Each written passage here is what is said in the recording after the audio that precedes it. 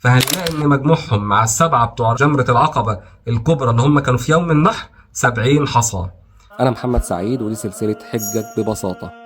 الايام دي بكون موجود فين؟ بكون في منى. بعمل فيها ايه؟ بيتم فيها رمي الجمرات. رمي الجمرات الاحواض عندنا هيتم كل يوم، بس خد بالك هنا هيكون بعد وقت زوال الشمس. بيبدا رمي الجمرات، بروح جمره الصغرى ارمي 7 حصيات، اكبر مع كل حصاه الله اكبر وارمي، الله اكبر وارمي 7 حصيات. وبعد الجمره الصغرى بدعو، كان النبي صلى الله عليه وسلم يدعو. بروح بعد كده على الوسطى 7 حصيات، اكبر مع كل حصاه وادعو. واجي بقى بعد كده اروح على الجمره الكبرى اللي هي جمره العقبه. لما برمي ال7 حصيات ما بدعيش بعديها، لم يفعل هذا النبي صلى الله عليه وسلم. المجموع بتاعهم اللي هو في يوم القر اليوم 11 من ذي الحجه 21 حصاه. هاجي تاني يوم هعمل نفس الكلام 21 حصاه، وبعد كده تالت يوم 21 حصاه. فهنلاقي ان مجموعهم مع السبعه بتوع جمره العقبه الكبرى اللي هم كانوا في يوم النحر 70 حصاه.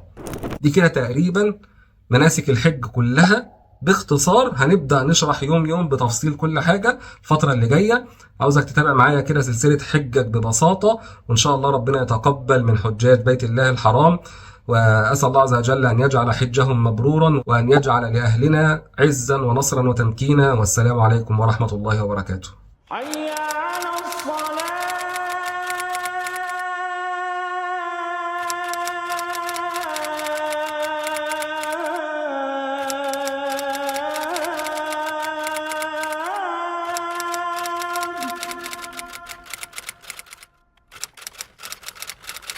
حي على